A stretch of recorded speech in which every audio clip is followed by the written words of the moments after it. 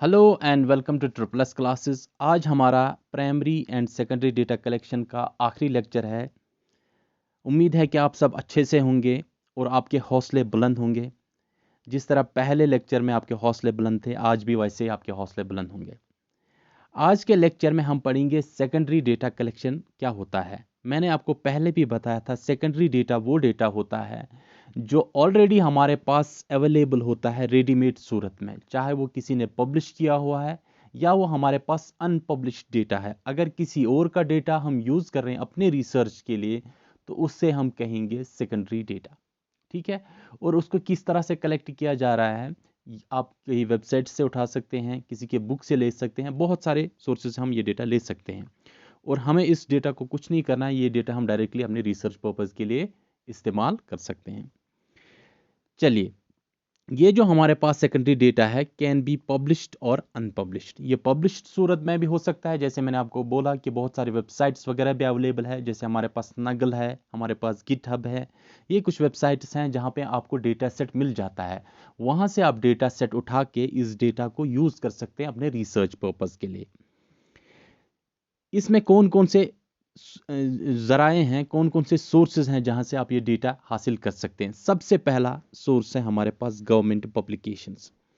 Government के कुछ departments वगैरह जो होते हैं वो अपना रिपोर्ट एनुअली या मंथली जो है उस डेटा को वो पब्लिश कर देते हैं पब्लिक के लिए। जब वो पब्लिश कर देते हैं, आप उस डेटा को डायरेक्टली यूज़ कर सकते हैं अपने रिसर्च पर्पज़ के लिए। है तो वो गवर्नमेंट के लिए प्राइमरी डेटा, लेकिन आपके लिए वो सेकेंडरी डेटा बन जाता है। For example, annual survey of industries, जो इंडस्ट्रीज वगैरह एनुअल सर्वे करते हैं उसके बाद वो एक रिपोर्ट दे देते हैं। उस रिपोर्ट को आप यूज़ कर सकते हैं, तो वो आपके लिए एक सेकेंडरी डेटा का सोर्स बन सकता है। एग्रीकल्चर स्टैटिस्टिक्स रिपोर्ट, एग्रीकल्चर का जो है सेक्टर, इसमें भी एक एनुअल रिपोर्ट आ जाता है, कितना हमने यूज़ किया, कितने हमने एक्सपोर्ट किया, कितना हमने इंपोर्ट करना पड़ा। ये सभी का एक रिपोर्ट बन जाता है। इस रिपोर्ट को भी, गवर्नमेंट का जो ये रिपोर्ट होता है, इसको भी आप अपने रिसर्च पर्पज़ के लिए इस्तेमाल कर सकते हैं। इंडियन ट्रेड जर्नल, ठीक है, ये एक गवर्नमेंट जर्नल है। इसमें भी कुछ रिपोर्ट्स प्रोवाइड करते हैं जिसमें आपको कुछ चीज़ों के बारे में इंफॉर्मेशन मिलती है, जैसे कितना ट्रेड हुआ, एक्सपोर्ट इंपोर्ट के बारे में भी इसको इसमें इंफॉर्मेशन होता है, एफडीआई के बारे में इंफॉर्मेशन होता है, और भी बहुत सारी चीज़ों के रिलेटेड इसमें इंफॉर्मेशन अवेलेबल होती है। आपको याद रखना होगा, ये जो गवर्नमेंट पब्लिकेशंस हैं ये गवर्नमेंट के लिए तो प्राइमरी डेटा है, लेकिन जब आप इसको डायरेक्टली यूज़ करेंगे अपने रिसर्च पर्पज़ के लिए तो इसे हम आपके लिए सेकेंडरी डेटा सोर्स कह सकते हैं। First one is government publication. Second is publication of international organisations. कुछ इंटरनेशनल ऑर्गेनाइजेशंस हैं, चाहे वो यूएनओ के रिपोर्ट्स हो, चाहे वो वर्ल्ड हेल्थ ऑर्गेनाइजेशन की रिपोर्ट्स हो। जैसे आपने देखा कि कोविड में बहुत सारे रिपोर्ट्स आते थे वर्ल्ड हेल्थ ऑर्गेनाइजेशन के दौरान, ठीक है, कितने केसेस हुए हैं पूरे वर्ल्ड में, वैक्सीन के रिलेटेड बहुत सारे रिपोर्ट्स आए। तो उन रिपोर्ट्स को आप अपने रिसर्च पर्पज़ के लिए इस्तेमाल कर सकते हैं, ठीक है। क्योंकि वो उन्होंने ऑलरेडी पब्लिश की हुई होती हैं, रिफाइंड फॉर्म में आपके पास आ जाते हैं, आप डायरेक्टली उनको इस्तेमाल कर सकते हैं। आपके लिए वो सेकेंडरी डेटा का सोर्स बन जाता है। Next is world bank annual report. World bank भी कुछ एनुअल रिपोर्ट्स वगैरह प्रोवाइड करते हैं, उन रिपोर्ट्स को भी आप इस्तेमाल कर सकते हैं अपने सेकेंडरी डेटा के लिए। तो publication of all the international organisations which is being published, जो पब्लिश की गई है, ठीक है, जो आपके पास ऑनलाइन अवेलेबल है, you can use those reports as secondary data source. Clear. Next है reports of semi government semi official organisations. हमारे पास कुछ सेमी ऑफिशियल ऑर्गेनाइजेशंस हैं, ये जो फुली गवर्नमेंट के अंडर नहीं होती है, ठीक है, लेकिन गवर्नमेंट का थोड़ा सा कंट्रोल रहता है उन पे। तो उनके जो रिपोर्ट्स वगैरह रहते हैं, वो रिपोर्ट्स को भी हम इस्तेमाल कर सकते हैं अपने रिसर्च पर्पज़ के लिए, तो हमारे लिए वो भी सेकेंडरी डेटा का सोर्स बन सकता है। Reports of municipal corporations, district boards about health, sanitation, births, deaths etcetera, mortality rate, birth rate वगैरह के लिए हम इन चीज़ों को इस्तेमाल कर सकते हैं। सैनिटेशन कैसा चल रहा है किसी एरिया में, इसका जो रिपोर्ट आया है म्यूनसिपलिटी वगैरह का, तो उन रिपोर्ट्स को आप इस्तेमाल कर सकते हैं अपने रिसर्च में। जब आप उनको इस्तेमाल करेंगे तो वो आपके लिए सेकेंडरी डेटा सोर्स बन जाता है। नेक्स्ट है reports of committees and commissions, जो गवर्नमेंट की तरफ से कुछ कमिटीज़ बनाई जाती है। फॉर एग्जांपल, रिसेंटली आपने देखा होगा कि फार्मर्स का जो इशू वगैरह चल रहा है, इस पे गवर्नमेंट ने एक कमीशन बिठाई है। तो उस कमीशन का जो रिपोर्ट आ जाएगा, उस रिपोर्ट को आप एज ए रेफरेंस अपने रिसर्च में इस्तेमाल कर सकते हैं। या कुछ और कमीशन बनाए जाते हैं, वुमेन्स कमीशन बनाया जाता है या कोई और कमीशन बनाया जाता है, उनके जो रिपोर्ट्स होते हैं, एनुअल रिपोर्ट्स या फाइनल रिपोर्ट उनका जो रहता है, उस रिपोर्ट को भी आप यूज़ कर सकते हैं अपने रिसर्च पर्पज़ के लिए, for the purpose of secondary data source. Commissions and committees appointed by the central और स्टेट गवर्नमेंट्स, चाहे वो सेंट्रल गवर्नमेंट की तरफ से कमेटी बनाई गई हो या स्टेट गवर्नमेंट की तरफ से कमेटी बनाई गई हो। एग्जाम्पल है हमारे पास टैरिफ कमीशन वगैरह, जिसमें इंडस्ट्रीज वगैरह जो है वो अपना फाइनल रिपोर्ट देते हैं। इसमें ये इनके लिए एक कमीशन बनाई गई थी, या पटेल कमीशन जिसमें आरटीआई वगैरह के लिए भी एक कमीशन बनाई गई थी। तो इनकी तरफ से जो रिपोर्ट्स आते हैं, उन रिपोर्ट्स को भी हम यूज़ करते हैं as a secondary data source. ठीक है, उनके लिए तो वो प्राइमरी डेटा है, लेकिन बाकी लोग जो उसको इस्तेमाल कर रहे हैं तो उनके लिए वो सेकेंडरी डेटा सोर्स है। ठीक है, नेक्स्ट इज प्राइवेट पब्लिकेशन। कोई भी प्राइवेट पब्लिकेशन हो, चाहे वो जर्नल हो, कोई जर्नल जो होता है उसमें बहुत सारे रिसर्च पेपर्स आप पब्लिश करवा सकते हैं।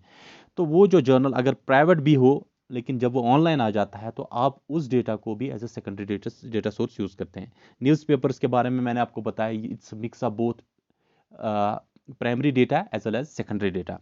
तो इसको आप सेकेंडरी डेटा के लिए भी इस्तेमाल कर सकते हैं। रिसर्च इंस्टीट्यूशंस, ठीक है, का जो डेटा होता है उस डेटा को भी आप इस्तेमाल कर सकते हैं, अगर वो अनपब्लिश्ड भी क्यों ना हो या पब्लिश्ड हो तो उसके लिए उसको भी आप इस्तेमाल कर सकते हैं सेकेंडरी डेटा के लिए।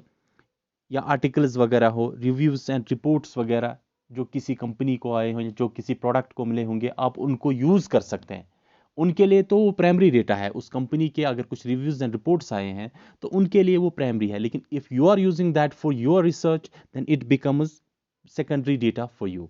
ठीक है, चलिए, ये हैं कुछ पब्लिश्ड सोर्सेज। हमारे पास कुछ अनपब्लिश्ड सोर्सेज भी हो सकते हैं।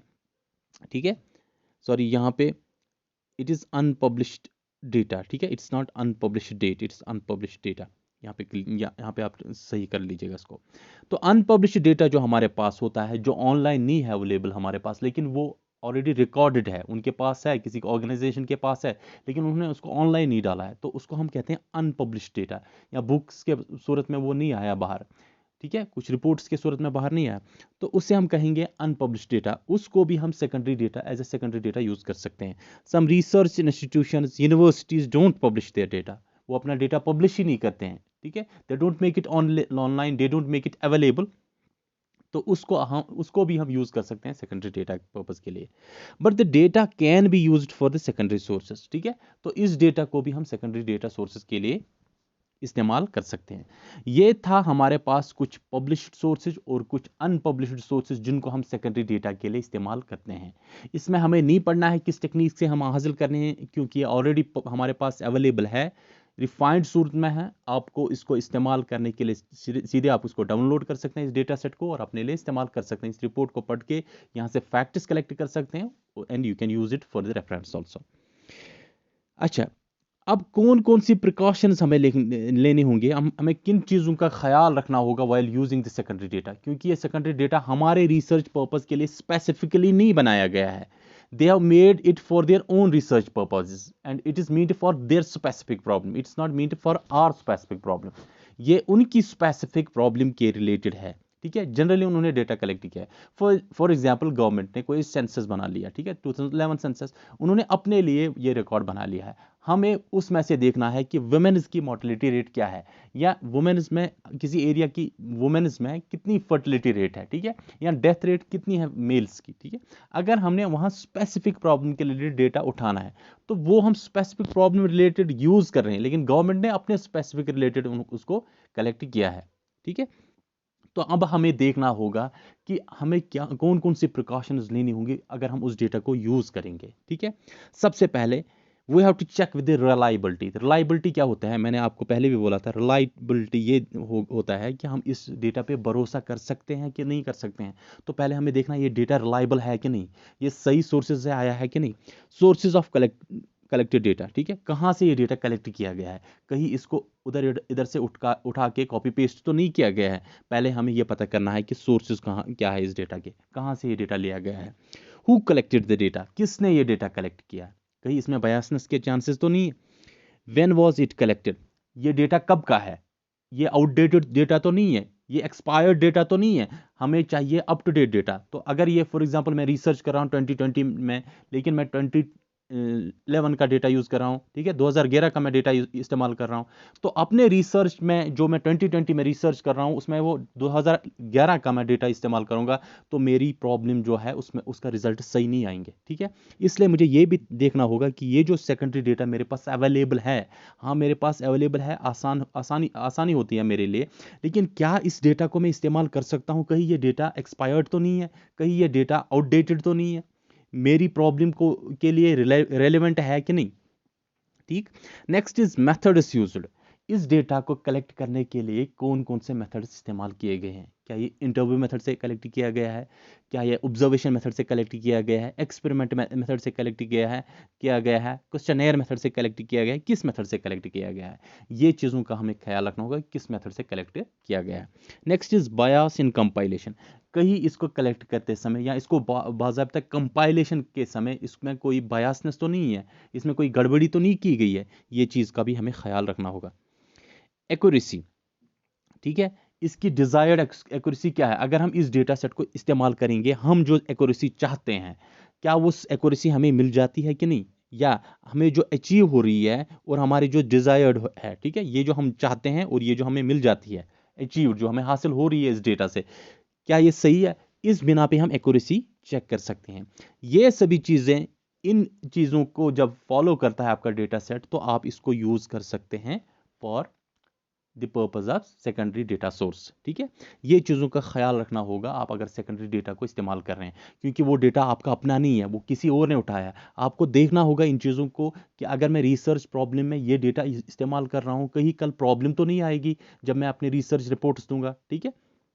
चलिए, नेक्स्ट है सूटेबिलिटी। सूटेबिलिटी या एडुकेसी जिसको हम बार बार यूज कर रहे हैं, सूटेबिलिटी क्या है? Whether suitable for as per objective, मेरी रिसर्च प्रॉब्लम का जो ऑब्जेक्टिव है, जो गोल है मेरा रिसर्च का, क्या वो फुलफिल हो रहा है इस डेटा से? फॉर एग्जांपल, मैं रिसर्च कर रहा हूँ कि मोर्टेलिटी रेट कितनी है फीमेल्स की, लेकिन जहाँ पे जो डेटा दिया गया है उसमें मोर्टेलिटी रेट ऑफ फीमेल्स के रिलेटेड कोई डेटा ही नहीं मुझे मिल रहा है, तो क्या मेरा ऑब्जेक्टिव फुलफिल होगा रिसर्च का? ठीक है, तो मैं उस डेटा को इस्तेमाल नहीं कर सकता हूं। तो आपको क्या देखना होगा? Whether it is suitable, whether objective is being achieved, क्या ऑब्जेक्टिव आपका फुलफिल हो रहा है? नेचर क्या है इस डेटा का, ठीक है, कौन से नेचर का डेटा है, ये न्यूमेरिक डेटा है, ये बेस्ड ऑन एट्रीब्यूट्स है, किस तरह का डेटा है? स्कोप, ठीक है, इसका क्या स्कोप है, कितने एरिया से लिया गया है, कौन से जियोग्राफिकल एरिया से लिया गया है, ठीक है। ये सभी चीज़ों का ख्याल रखना होगा, तब जाके आपको पता चलेगा ये सुटेबल है कि नहीं, ये एडुकेट है ये डेटा मेरे लिए कि नहीं, ये सही है ये डेटा मेरे लिए, अगर मैं इसको अपने रिसर्च में इस्तेमाल करूंगा। तीसरा, क्वालिटी जो आपको चेक करनी होगी, ठीक है, ये है कुछ टेस्ट जो आपको करने होंगे सेकेंडरी डेटा में अपने लिए इस्तेमाल करने के लिए, ठीक है। इसमें क्वेश्चन आने के चांसेस है। एडुकेसी, जो मैं अभी जिक्र कर रहा था, level of accuracy achieved using this data is adequate, मैं अभी इसका जिक्र पहले भी कर रहा था कि ये जो मैं डेटा इस्तेमाल कर रहा हूँ, क्या ये एडुकेट है, काफ़ी है ये डेटा मेरे लिए, ठीक है। अगर मैं इस डेटा को इस्तेमाल कर रहा हूं तो इससे मुझे एक्यूरेसी जो चाहिए वो एक्यूरेसी मुझे हासिल हो रही है कि नहीं। देखिए कैसे आप इसको चेक करेंगे। फॉर एग्जांपल, क्योंकि मैंने डेटा साइंस पे काम किया हुआ है, मैंने आपको पहले भी बताया है, मैं एक्चुअल में इंजीनियरिंग का स्टूडेंट हूँ, मैंने इंजीनियरिंग की हुई है, मैं प्रोफेशनली आर्टिफिशियल इंटेलिजेंस पे काम कर रहा हूँ, लेकिन वहाँ आर्टिफिशियल इंटेलिजेंस में हमें स्टैटिस्टिक्स का बहुत ज़्यादा ज़रूरत पड़ता है, वहाँ से ही मैंने स्टैटिस्टिक्स की शुरुआत की है।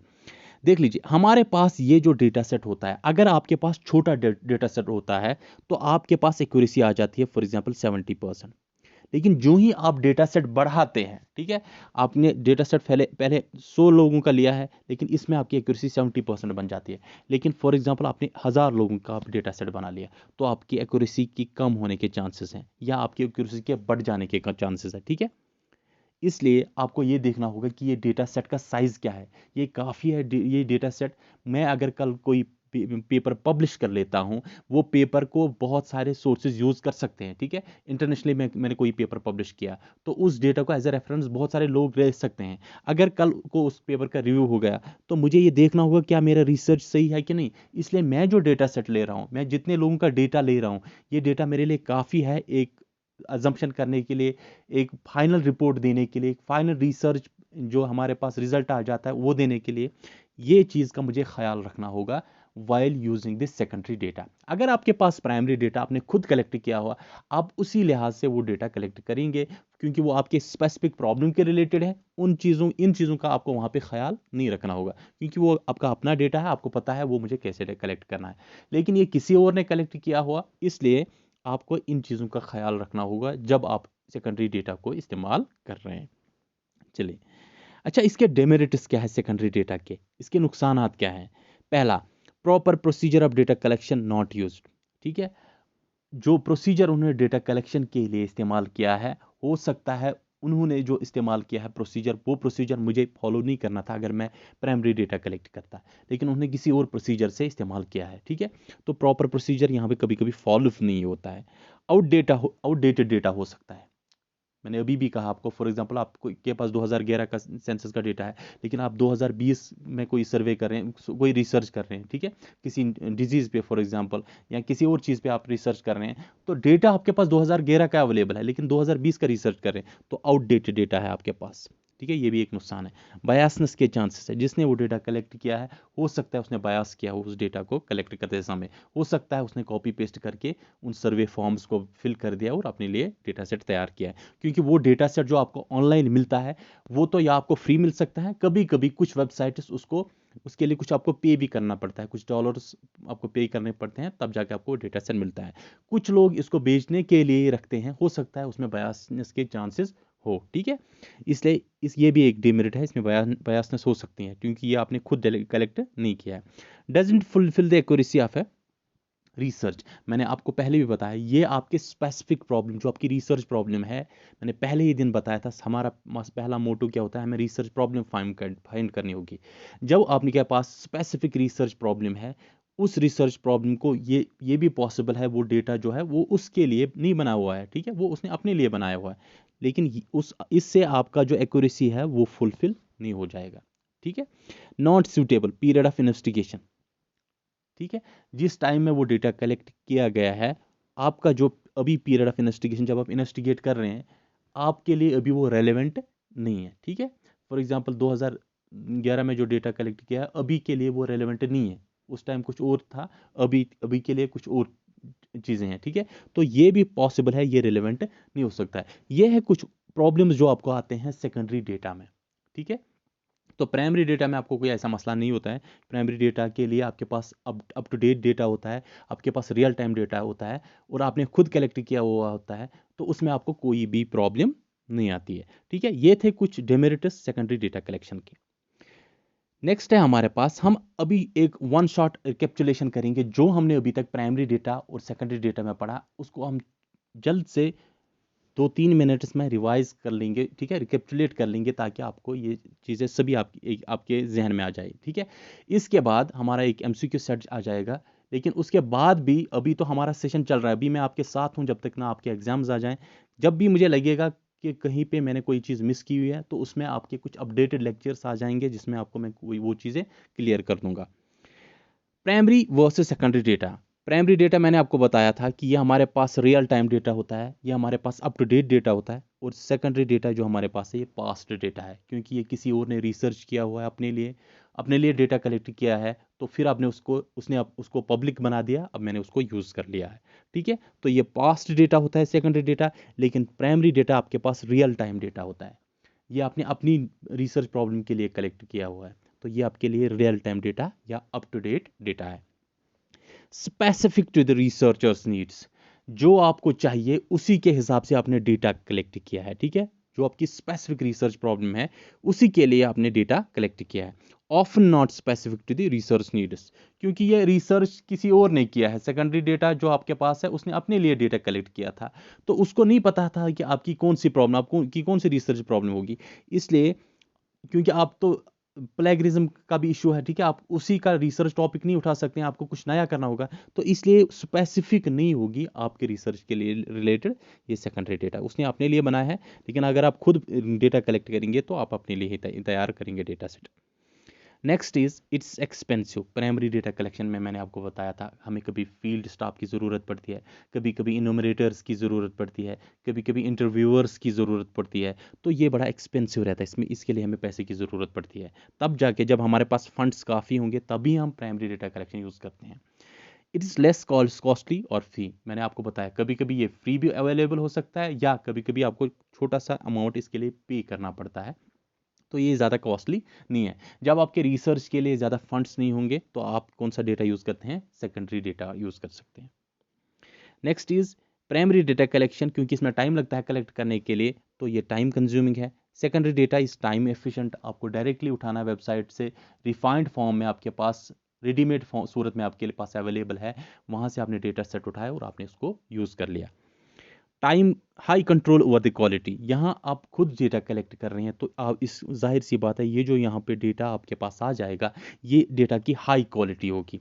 Less control over the quality, इसकी जो क्वालिटी होगी चाहे वो अच्छी क्वालिटी का हो या बुरी क्वालिटी का हो, जो क्वालिटी का हो तो वो आपको सर आंखों पे रखना होगा क्योंकि आपको उस पर कंट्रोल नहीं है। ठीक है, वो किसी और ने कलेक्ट किया है, आपके पास वो डायरेक्टली रेडीमेड सूरत में आ गया है, लेकिन यहाँ पे आप खुद कलेक्ट कर सकते हैं। अगर आपको लगता है कि इंटरव्यू टेक्निक से मेरे पास अच्छी तरह से डेटा नहीं आएगा तो आप फॉर एग्जांपल क्वेश्चनियर अप्लाई करेंगे। अगर आपको लगता है नहीं क्वेश्चनियर से भी चांसेस है बायसनेस के तो आप स्केड्यूल्स वगैरह यूज़ करेंगे। ठीक है, तो यहाँ पे आपको कंट्रोल है क्वालिटी पे, लेकिन यहाँ पे आपको क्वालिटी पे कंट्रोल नहीं है, ये किसी और का डेटा है, आप उसको डायरेक्टली खाली इस्तेमाल कर रहे हैं।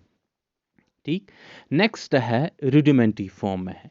जब आप प्राइमरी डेटा कलेक्ट करते हैं, जो हमें आप कलेक्ट करते हैं आपके पास रॉ फॉर्म में डेटा होता है। अब आप उसको ऑर्गेनाइज करना होगा, उसको टेबुलेट करना होगा। ठीक है, टेबुलेशन फॉर्म में लाना होगा, और भी कुछ फिल्टर्स वगैरह लगाने होंगे और डेटा क्लींजिंग करनी होगी, साफ करना होगा उस डेटा को, वही वही चीज़ें रखनी होगी जो आपको ज़रूरत पड़े।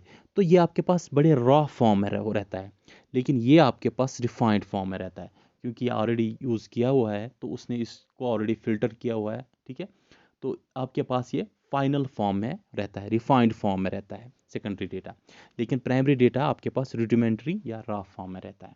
क्लियर? चलिए बेटा, next is collected by original researcher. Primary data तो उसी डेटा को कहते हैं जो ओरिजिनल रिसर्च कलेक्ट करता है या खुद कलेक्ट करता है या अपने फील्ड स्टाफ के थ्रू कलेक्ट करवाता है। लेकिन किसके लिए होता है? ये ओरिजिनल रिसर्चर के लिए होता है। Collected by the succeeding researchers, ये कलेक्ट किया हुआ होता है जो पहले रिसर्चर्स आए हुए हैं उन्होंने कलेक्ट किया हुआ होता है अपने लिए, और अब जो आ रहा है नया रिसर्चर वो इसको इस्तेमाल कर रहा है। ठीक है, तो इसको किसने कलेक्ट किया है? सक्सीडिंग रिसर्चर, जो पहले रिसर्चर्स आए थे उन्होंने अपने लिए कलेक्ट किया था, लेकिन इसको ओरिजिनल रिसर्चर खुद ही कलेक्ट करता है। Clear? Next is researcher is the owner of data. अब यहाँ पे प्राइमरी डेटा आपने खुद कलेक्ट किया तो इस पे आपका हक है, इस पे आपका जो है, ठीक है, इस पे आप इसको आप बेच सकते हैं, इसको आप जिस तरह से चाहें इसको इस्तेमाल कर सकते हैं, इस पे आपके पेटेंट राइट्स है। ठीक है, आप इसको पेटेंट भी कर सकते हैं, जिस तरह से आप चाहें इसको इस्तेमाल कर सकते हैं। तो इस डेटा पे आपका हक है, ये आपका अपना डेटा है, लेकिन रिसर्चर जो है can use the data but can not claim ownership. आपने किसी वेबसाइट से डेटा उठा लिया, उसको आप इस्तेमाल कर सकते हैं, लेकिन आप क्लेम ये नहीं कर सकते ये मेरा डेटा है, ये डेटा वो किसी और का है। इवन कि आपको अपने रिसर्च में रेफरेंस भी देना होगा कि मैंने कहाँ से ये डेटा उठाया है। ठीक है, ठीक, तो ये थे हमारे पास एक छोटा सा रिकैप्चुलेशन जो हमने किया है, वन शॉट रिकैप्चुलेशन में प्राइमरी और डेटा सेकेंडरी डेटा में क्या क्या फ़र्क है। ठीक है, अब हम इसके एग्जांपल्स देखेंगे। मैंने जानबूझकर यहाँ पे वो चीज़ें मेंशन की हुई हैं, वो एग्जांपल्स मेंशन की हुई है जो हमने वहाँ पे नहीं मेंशन की थी पहले। ठीक है, सबसे पहले हमारे पास प्राइमरी डेटा की क्या एग्जांपल्स है? Minute submitting. मिनट सबमिटिंग क्या होता है? देखो बेटा, जब मीटिंग्स होती है ना, मीटिंग्स में हमारे पास मैनेजर रहता है और बाकी, ठीक है, हमारे पास जो बाकी स्टाफ रहता है वो भी रहता है मीटिंग में। मीटिंग में कुछ चीज़ें डिस्कस होती है, हम क्या करेंगे नेक्स्ट ये वीक तक, हमारा क्या प्लान है, हमारा क्या टारगेट है, वो सभी चीज़ें, ठीक है, एक डायरी में वो सभी चीज़ें नोट की जाती है। ठीक है, उन्हें हम कहते हैं minutes of the meeting. Meeting में जो इंपॉर्टेंट पॉइंट्स होते हैं उनको, ठीक है, नोट किया जा रहा है, वो होते हैं प्राइमरी डेटा। ठीक है, ऑटोबायोग्राफीज, अगर कोई अपनी लाइफ स्टोरी खुद ही लिखता है अपने हाथों तो उसे हम कहते हैं प्राइमरी डेटा। बुक्स, यहाँ पे आपको ख्याल रखना होगा, मैंने आपको कल बताया था जो कॉन्फ्रेंस प्रोसीडिंग्स होती हैं वो रहता है प्राइमरी डेटा, यहाँ पे आपको याद रखना होगा।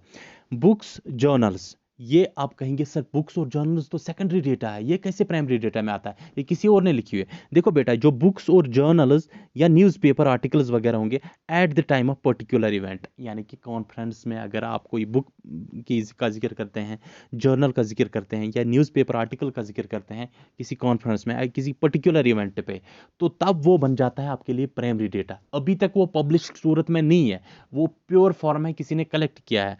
और जो आज पहली बार आ जाता है किसी इवेंट में, किसी कॉन्फ्रेंस में, वो बन जाता है तब प्राइमरी डेटा। जैसे मैंने आपको कल कॉन्फ्रेंस प्रोसीडिंग्स में समझाया था, डिट्टो वही एग्जाम्पल है।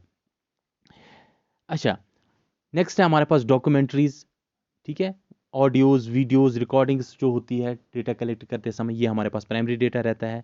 हमारे पास पेंटिंग्स, स्कल्पचर्स या ड्राइंग्स वगैरह रहती है, ये सारा है हमारे पास प्राइमरी डेटा है। इसके अलावा पर्सनल अकाउंट्स, ठीक है, आपने कुछ अपनी डायरी क्रिएट की हुई है या आपके कुछ और पर्सनल अकाउंट्स हैं जहाँ पे आप अपने कुछ रिकॉर्ड्स वगैरह रखते हैं, तो ये भी आपके लिए बन जाता है प्राइमरी डेटा, ठीक है। इनमें से एग्जाम में कोई भी क्वेश्चन आने के चांसेस है, इसलिए मैंने इनको साथ साथ यहाँ पे मेंशन किया हुआ है। अच्छा, सेकेंडरी डेटा के क्या एग्जांपल्स है? फैक्ट बुक्स, ठीक है, फैक्ट बुक्स जैसे किसी ने बहुत सारे बुक्स से बहुत सारे फैक्ट्स कलेक्ट किए हुए हैं और उनकी एक कंपाइल्ड बुक बना दी है, लेकिन उसको जहाँ से उन्हें कलेक्ट किया है वो फैक्ट्स वहाँ का रेफरेंस देना होगा, तो यहाँ पे ये सेकेंडरी डेटा बन जाता है। बायोग्राफीज अगर कोई और मेरी स्टोरी लिखता है तो वो उसके लिए वो बन जाती है बायोग्राफी। लेकिन अगर मैं खुद अपनी स्टोरी अपने हाथों लिखूं तो उससे कहते हैं ऑटोबायोग्राफी। ऑटोबायोग्राफी हमारे पास प्राइमरी डेटा होता है, लेकिन बायोग्राफीज सेकेंडरी डेटा है। जर्नल हिस्ट्रीज, ठीक है, हिस्ट्रीज वगैरह की बुक्स जो पिछली बार किसी ने लिखा है फिर उसी को आगे कैरी फॉरवर्ड की हुई है, क्योंकि हिस्ट्री जब हम लिखते हैं उस टाइम का कोई तवारीख दान जो होता है, जो हिस्टोरियन होता है, वो तब की हिस्ट्री लिखता है, ठीक है। फिर नए नए जो ऑथर्स आते हैं वो उसी चीज़ को अपडेट करते हैं, ठीक है, उन्हीं का रेफरेंस देते हैं, वो आ जाता है सेकेंडरी डेटा में। यहाँ पे मैंने आपको बोला था books, journals and news articles उन जो पर्टिकुलर इवेंट्स पे, ठीक है, जिनका जिक्र होता है, जो पर्टिकुलर इवेंट्स पे पब्लिश की जाती है, वहां के लिए वो होता है प्राइमरी डेटा। लेकिन इनके बगैर जो भी बुक्स है, जर्नल्स है, वो सारा आ जाता है किसमें? सेकेंडरी डेटा में। कोई भी बुक्स, जर्नल्स, आपको अगर डायरेक्टली बुक्स या जर्नल्स पूछा जाए तो वो आपके लिए है सेकेंडरी डेटा, ठीक है, बुक्स या journals, except the ones mentioned in the primary column, ठीक है। तो कौन से? जो books, journals at a particular event पे, ठीक है, किसी टाइम पे, किसी पर्टिकुलर इवेंट पे जिनका जिक्र होता है, जो नई पब्लिश होती है, नई बुक्स, ठीक है, जो कॉन्फ्रेंसेस वगैरह में पहली बार आ जाती है बुक्स, जहाँ जो पहली बार वहाँ पे रिवील हो जाता है, चाहे वो आर्टिकल्स हो, रिसर्च पेपर्स हो, बुक्स हो, ठीक है, वो उन सभी जो पर्टिकुलर इवेंट पे, कॉन्फ्रेंसेस वगैरह पे होता है अक्सर बेटा, सिंपोजियम्स वगैरह पे अक्सर होता है बेटा, ठीक है, तो उनको हम कहते हैं प्राइमरी डेटा। उसके बगैर जो भी बुक्स हो, जो भी जर्नल्स हो, जो भी न्यूज़ आर्टिकल्स हो, वो सभी सेकेंडरी डेटा कहलाता है, ठीक है।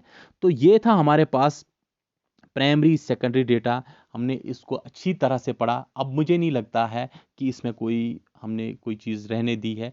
अगर फिर भी कोई चीज़ रहती है, मेरे जहन से कोई चीज़ निकल गई हो, तो अभी हम आगे पढ़ रहे हैं, जब भी मुझे लगे कि मुझे कुछ अपडेशंस लाने की ज़रूरत है, तो उस टाइम अपडेटेड लेक्चर में पिछले सभी टॉपिक्स के कुछ इंपॉर्टेंट फैक्चुअल पॉइंट्स आपको बताए जाएंगे, ठीक है।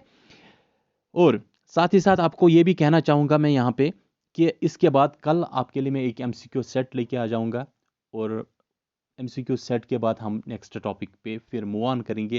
लेकिन आप मेरे साथ रहिएगा, आप बिल्कुल बोर ना हो जाएं, आपको कंसिस्टेंट रहना होगा। हर एक लेक्चर जो मैं अपलोड करता हूँ, वो आपको पिछले लेक्चर साथ साथ कंप्लीट करके वो लेक्चर्स को आपको पूरी सीरीज़ को फॉलो करना होगा।